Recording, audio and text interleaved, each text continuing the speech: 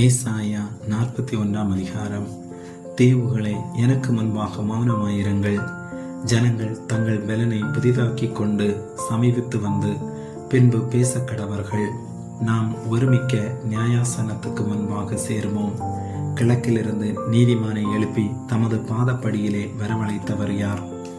ஜாதிகளை அவனுக்கு ஒப்பு கொடுத்து அவனை ராஜாக்களுக்கு ஆண்டவனாக்கி அவர்களை அவன் பட்டயத்துக்கு தூசியும் அவன் வில்லுக்கு சிதறடிக்கப்பட்ட தாளடியுமாக்கி அவன் அவர்களை துரத்தவும் தன் கால்கள் நடவாதிருந்த பாதையிலே சமாதானத்தோடு நடக்கவும் பண்ணினவர் யார்? அதை செய்து நிறைவேற்றி ஆதி முதற்கொண்டு தலைமுறைகளை வரவழைக்கிறவர் யார்? முதல்வராயிருக்கிற கர்த்தராகிய நான் தானே, பிந்தினவர்களோடும் இருப்பவராகிய நான் தானே. தீவுகள் அதை கண்டு பயப்படும், பூமியின் கடையந்தரங்கள் நடுங்கும். அவர்கள் சேர்ந்து வந்து ஒருவருக்கு ஒருவர் ஒத்தாசை செய்து திடன்கொள் என்று சகோதரனுக்கு சகோதரன் சொல்லுகிறான். சித்திர வேலைக்காரன் தட்டானையும் சுத்தியாலே மெல்லிய தகடு தட்டுகிறவன் அடைக்கலின் மேல் அடிக்கிறவனையும் உற்சாகப்படுத்தி இசைக்கிறதற்காக பக்குவம் என்று சொல்லி அதை அசையாதபடிக்கு அவன் ஆணிகளால் அதை இறுக்குகிறான். என் தாசனாகிய இஸ்ரவேலே, நான் தெரிந்து கொண்ட யாக்கோபே, என் சிநேகிதனான ஆபிரகாமின் சந்ததியை, நான் பூமியின் கடையந்தரங்களிலிருந்து உன்னை எடுத்து அதன் எல்லைகளிலிருந்து அழைத்து வந்து, நீ என் தாசன், நான் உன்னை தெரிந்து கொண்டேன், நான் உன்னை வெறுத்து விடவில்லை என்று சொன்னேன். நீ பயப்படாதே, நான் உன்னுடனே இருக்கிறேன், திகையாதே, நான் உன் தேவன், நான் உன்னை பலப்படுத்தி உனக்கு சகாயம் பண்ணுவேன், என் நீதியின் வலது கரத்தினால் உன்னை தாங்குவேன். இதோ உன்மேல் எரிச்சலாய் இருக்கிற யாவரும் வெட்கி இலைச்சை அடைவார்கள். உன்னோட வழக்காடுகிறவர்கள் நாசமாகி ஒன்றுமில்லாமற் போவார்கள். உன்னோட போராடினவர்களை தேடியும் காணாதிருப்பாய். உன்னோட யுத்தம் பண்ணின மனுஷர் ஒன்றுமில்லாமல் இல்பொருளாவார்கள். உன் தேவனாகிய கர்த்தராகிய நான் உன் வலது கையை பிடித்து, பயப்படாதே, நான் உனக்கு துணை நிற்கிறேன் என்று சொல்லுகிறேன். யாக்கோபு என்னும் பூச்சியே, இஸ்ரவேலின் சிறு கூட்டமே, பயப்படாதே, நான் உனக்கு துணை நிற்கிறேன் என்று கர்த்தரும் இஸ்ரவேலின் பரிசுத்தருமாகிய உன் மீட்பர் உரைக்கிறார். இதோ போராடிக்கிறதற்கு நான் உன்னை புதிதும் கூர்மையுமான பற்களுள்ள எந்திரமாக்குவேன். நீ மலைகளை மிதித்து நொறுக்கி குன்றுகளை பதருக்கு ஒப்பாக்கி விடுவாய், அவைகளை தூற்றுவாய்.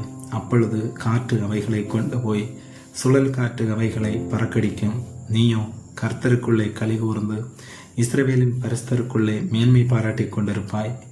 சிறுமையும் எளிமையுமானவர்கள் தண்ணீரை தேடு, அது கிடையாமல் அவர்கள் நாவு தாகத்தால் வரலும் போது கர்த்தராகிய நான் அவர்களுக்கு செவி கொடுத்து இஸ்ரவேலின் தேவனாகிய நான் அவர்களை கைவிடாதிருப்பேன். உயர்ந்த மேடுகளில் ஆறுகளையும் பள்ளத்தாக்குகளின் நடுவே ஊற்றுகளையும் திறந்து வனாந்தரத்தை தண்ணீர் தடாகமும் வறண்ட பூமியை நீர்க்கேணிகளுமாக்கி வனாந்தரத்திலே கேதுரு மரங்களையும் சித்தியும் மரங்களையும் மிருது செடிகளையும் ஒலிவ மரங்களையும் நட்டு அவாந்தர வெளியிலே தேவதாரு விருட்சங்களையும் பாய்மர விருட்சங்களையும் புன்னை மரங்களையும் உண்டு பண்ணுவேன். கர்த்தருடைய கரம் அதை செய்தது என்றும் இஸ்ரவேலின் பரிசுத்தர் அதை படைத்தார் என்றும் யாவரும் கண்டு உணர்ந்து சிந்தித்து அறிவார்கள். உங்கள் வழக்கை கொண்டு வாருங்கள் என்று கர்த்தர் சொல்லுகிறார். உங்கள் பலமான நியாயங்களை வெளிப்படுத்துங்கள் என்று யாக்கோபின் ராஜா உரைக்கிறார். அவர்கள் அவைகளை கொண்டு வந்து சம்பவிக்க போகிறவைகளை நமக்கு தெரிவிக்கட்டும். அவைகளில் முந்தி சம்பவிப்பவைகள் என்னவைகள் என்று சொல்லி நாம் நம்முடைய மனதை அவைகளின் மேல் வைக்கும்படிக்கும் பிந்தி சம்பவிப்பவைகளையும் நாம் அறியும்படிக்கும் நமக்கு தெரிவிக்கட்டும். வரும் காரியங்களை நமக்கு அறிவிக்கட்டும். பின்வரும் காரியங்களை எங்களுக்கு தெரிவியுங்கள். அப்பொழுது நீங்கள் தேவர்கள் என்று அறிவோம். அல்லது நன்மையாவது தீமையாவது செய்யுங்கள், அப்பொழுது நாங்கள் திகைத்து ஏகமாய் கூடி அதை பார்ப்போம். இதோ நீங்கள் சூனியத்திலும் சூனியமாயிருக்கிறீர்கள். உங்கள் செயல் வறுமையிலும் வறுமையானது. உங்களை தெரிந்து கொள்ளுகிறவன் அருவருப்பானவன். நான் வடக்கே இருந்து ஒருவனை எழும்ப பண்ணுவேன். அவன் வருவான், சூரியோதய திசையிலிருந்து என் நாமத்தை தொழுது கொள்ளுவான். அவன் வந்து அதிபதிகளை சேட்டை போலவும் குயவன் களிமண்ணை மிதிப்பது போலவும் மிதிப்பான்.